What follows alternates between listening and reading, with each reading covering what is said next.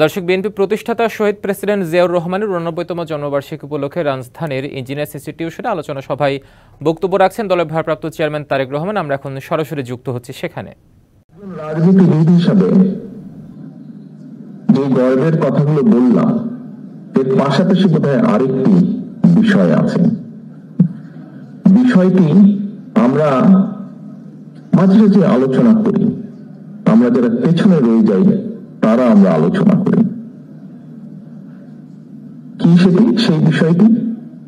একজন রাজনীতিবিদ যখন মানুষ মাত্রই মৃত্যুবরণ করবেন এবং একজন রাজনীতিবিদ যখন মৃত্যুবরণ করেন, মুসলমান যদি হয়ে থাকেন অবশ্যই জানাজা তার হয় এবং সেই জানাজায় মানুষের উপস্থিতি বলে দেয় যে মানুষটি মারা গিয়েছেন তিনি তার মানুষের কাছে কতটা জনপ্রিয় ছিলেন, তিনি মানুষ হিসেবে কতটা মানুষের কাছে গ্রহণযোগ্য ছিলেন।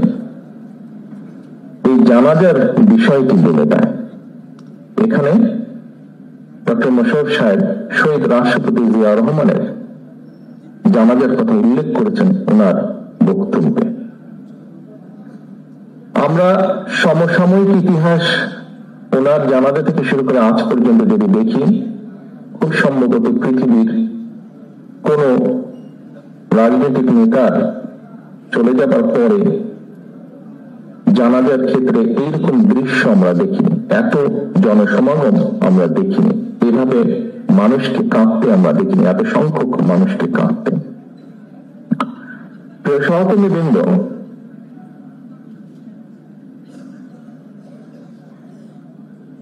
আমার মনে হয় যে আমাদের প্রত্যেকে মানুষ, এখানে যারা আজকে আমরা উপস্থিত আছি, প্রত্যেকে আমাদেরকে একদিন চলে যেতে হবে। স্বাভাবিকভাবে মৃত্যুর পরে জানাজা, মুসলমান হলে জানাজা, অন্য ধর্ম হলে সেই ধর্ম অনুযায়ী যে অনুষ্ঠানটি হয় সেই অনুষ্ঠানটি হবে।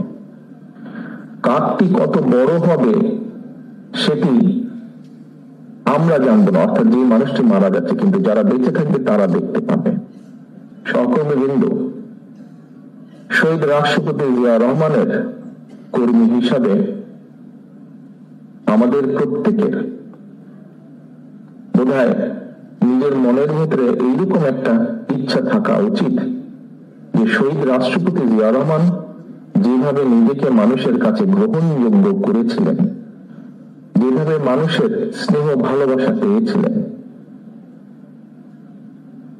সেইরকম কিছু একটা আমরা একজন রাজনৈতিক কর্মী হিসেবে, তার দলের রাজনৈতিক কর্মী হিসেবে আমরা আমাদের যার যার অবস্থান থেকে তার সর্বোচ্চটা যাতে আমরা পেতে পারি, এরকম একটি দৃঢ় সংকল্প আমি মনে করি বর্তমান প্রেক্ষাপটে নেওয়া উচিত।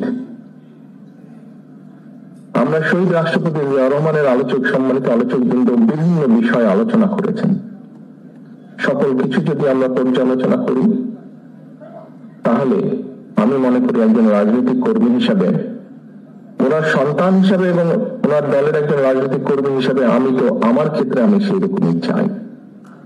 আমার দৃঢ় বিশ্বাস, আমার সামনে উপস্থিত আপনার প্রতিটি মানুষ, আমি যে কথাগুলো তুলে ধরেছি আপনাদের কাছে, এখন হয়তো একজন মানুষ হিসাবে আপনি কেন চাইবেন না যে আপনি এমন কিছু রেখে যান যা আপনি চলে যাবার পরেও সেটি ক্যারি করবে, অর্থাৎ মানুষের সেই সমর্থন, মানুষের সেই শ্রদ্ধা, মানুষের সেই সম্মান আপনার প্রতি। সহকর্মীবৃন্দ, মেজর হাফিজ সাহেব ওনার বক্তব্যে একটি কথা বলেছেন। উনি দুদিন আগে যখন এলাকায় গিয়েছেন, উনি কিছু মানুষকে দেখেছেন ওনার সামনে, উনি খুব অবাক হয়েছেন। প্রিয় সহকর্মীবৃন্দ, এরকম মানুষগুলো 5 তারিখের পর থেকে আস্তে আস্তে ভিড় করা শুরু করেছেন। এরকম এখানে আরেকজন বক্তা বলেছেন যে এই ঘরে যারা উপস্থিত আছেন, খুব সম্ভব মঈন খান সাহেব বলেছেন ওনার বক্তব্যে, এই ঘরে যারা আপনারা উপস্থিত আছেন, আমাদের দেশনেত্রী থেকে শুরু করে আমাদের গ্রামের প্রতি শেষ কর্মীটি পর্যন্ত প্রত্যেকটি মানুষ বিগত 15 বছরে 16 বছরে, আমরা 111 থেকে ধরলে আরো লম্বা সময়, আরো 2 বছর সময়, কিভাবে আপনারা অত্যাচারিত হয়েছেন, নির্যাতিত হয়েছেন। বাংলাদেশের পত্র পত্রিকাগুলো, যেই পত্র পত্রিকাগুলো বিএনপির ভালো নিউজ করে না, সেই পত্র পত্রিকাগুলো লিখেছে তারা যে কিভাবে আমাদের নেতাকর্মীরা হাতকড়া পরা অবস্থায় জেলের ভিতরে মারা গিয়েছে, কিভাবে আমাদের নেতাকর্মীরা হাতকড়া পরা অবস্থায় হাসপাতালের বারান্দায় শুয়ে আছে। প্রিয় সহকর্মীবৃন্দ, এই ঘটনাগুলো, এই দৃশ্যগুলো নিশ্চয়ই আপনারা ভুলে যাননি। আপনারা যদি ভুলে না গিয়ে থাকেন প্রিয় সহকর্মীবৃন্দ, তাহলে আপনাদের প্রত্যেকের মনে আজকে একটি প্রশ্ন বা জিজ্ঞাসা আসা উচিত যে কেন আমরা ওই যে হাফিজ সাহেবের যাদেরকে দেখেছেন, কেন এই মানুষগুলোকে আমরা আমাদের আশেপাশে ভিড় করতে দেব? কারণ শহীদ রাষ্ট্রপতি জিয়া রহমানের প্রতি এখনো যে মানুষের ভালোবাসা, শ্রদ্ধা আছে, সেটিকে ধরে রাখার দায়িত্ব আমাদের। ওনার যেই পরিকল্পনা, যেই আশা, যেই আকাঙ্ক্ষা নিয়ে আমরা আলোচনা করেছি, ওনার যেই সফলতাগুলো নিয়ে আমরা আলোচনা করেছি, যা দেশ এবং দেশের মানুষকে উপকৃত করেছে, সেগুলোকে যদি আমাদের কন্টিনিউ করতে হয়। দর্শক, আপনারা এতক্ষণ শুনছিলেন বিএনপির প্রতিষ্ঠাতা শহীদ প্রেসিডেন্ট জিয়াউর রহমানের 89তম জন্মবার্ষিকী উপলক্ষে রাজধানী ইঞ্জিনিয়ার্স ইনস্টিটিউশনে আয়োজিত আলোচনা সভায় দলটির ভারপ্রাপ্ত চেয়ারম্যান তারেক রহমানের বক্তব্য।